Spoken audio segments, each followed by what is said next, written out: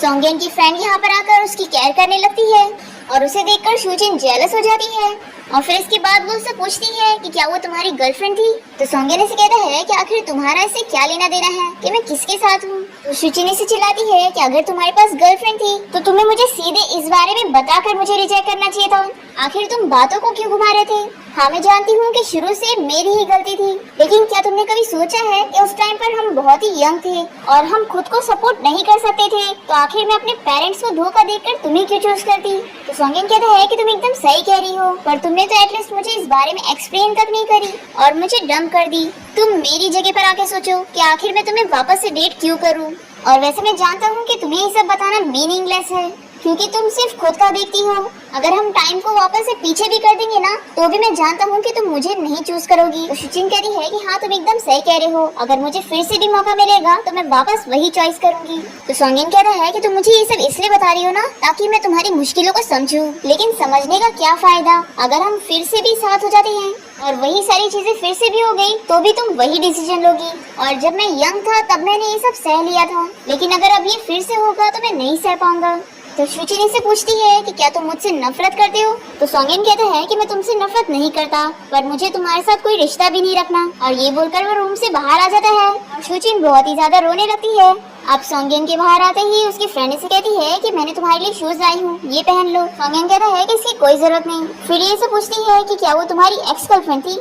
तो सोंगेन कहता है कि क्या तुम्हें सू ने बताया। ये कहती है कि नहीं, मुझे खुद पता लग गया, क्योंकि वो कल लेक्चर के टाइम पे तुम्हारे बारे में पूछ रही थी। तो क्या तुम दोनों फिर से साथ हो सकते हो, और अगर तुम दोनों साथ नहीं हो सकते तो क्या तुम मुझे एक मौका दोगे। तो सोंगेन से कहता है कि ना ही वो और ना ही तुम, मैं तुम दोनों में से किसी को भी डेट नहीं करूंगा। तो ये कहती है कि इसका मतलब है कि तुम मुझे साफ रिजेक्ट कर रहे हो, क्योंकि तुम्हारे दिल में अभी भी वही है। सोंगेन इसे कुछ नहीं कहता और चला जाता है। इसके बाद हम देखते हैं कि शूजिन की कलीग आके उसे बताती है कि कल जिस ड्राइवर को रेस्क्यू किया गया था उसे इन्फेक्शन होने वाली डिजीज है, जिसका मतलब ये है कि हम में से किसी को डिजीज हो सकती है। फिर शूजिन याद करती है कि सोंगेन को उस दिन चोट लग गई थी और वो डर जाती है कि शायद उसे भी इन्फेक्शन ना हो गया हो। फिर ये जल्दी से अपनी कलीग को ऑर्डर देती है और कहती है कि वो सारे फायर फाइटर्स जिन्होंने कल रेस्क्यू किया था उनको ब्लड टेस्ट के लिए बुलवाओ।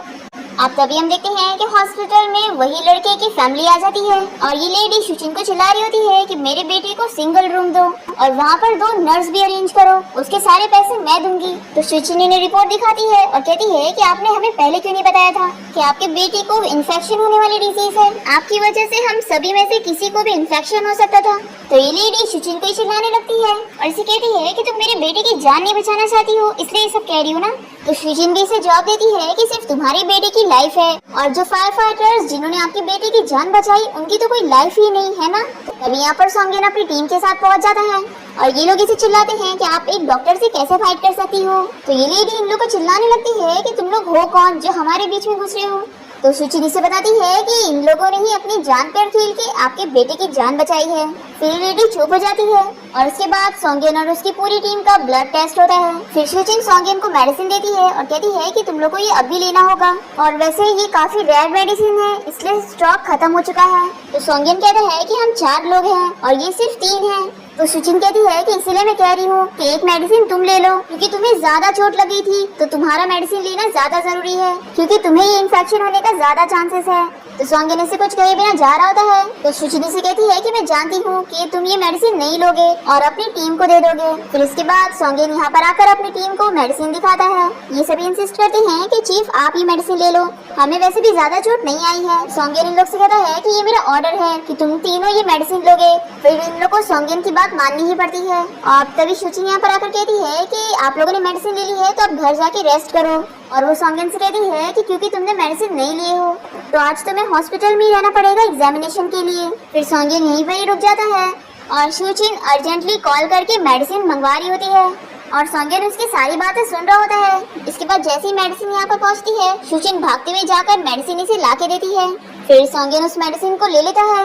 तो शूजिन कहती है कि तुम कुछ ज्यादा मत सोचना, मैं बस अपनी जॉब कर रही हूँ और मैं जानती हूँ कि तुमने कहा था कि तुम्हें मुझसे कोई रिश्ता नहीं रखना है, तो इसलिए मैं तुम्हारे डिसीजन की रिस्पेक्ट करूंगी। ये बोलकर वो चली जाती है।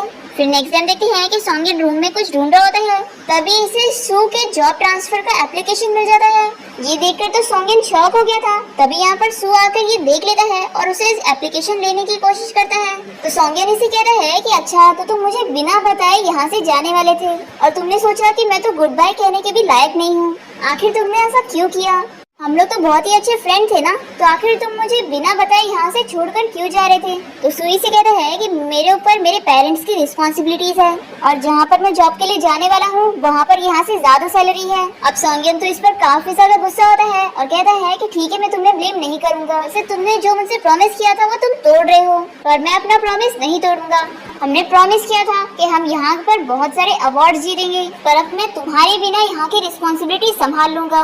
और सॉन्गियन इसे काफी सारी बातें सुनाकर चला जाता है। फिर नेक्स्ट डे हम देखते हैं कि सॉन्गियन अपनी पूरी टीम की बहुत ही स्ट्रिक्टली ट्रेनिंग करवा रहा होता है, जो कि वो लोग ठीक से कर नहीं पाते। तो ये सू का गुस्सा इन सभी पर निकालता है और इन्हें काफी देर तक चिल्लाता रहता है। तो सुई से समझाता है कि सभी को थोड़ा टाइम दो, ये लोग एडजस्ट हो जाएंगे टाइम के साथ।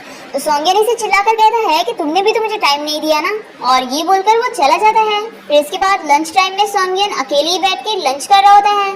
तभी इसके पास सू भी अपनी प्लेट लेके बैठ जाता है। तो सॉन्गियन अपनी प्लेट लेकर यहाँ से चला जाता है और ये देखकर सभी फाइटर्स आपस में बातें करने लग जाते हैं कि आखिर इनकी फ्रेंडशिप को क्या हो गया। और इसी के साथ हमारा ये पार्ट भी खत्म हो जाता है।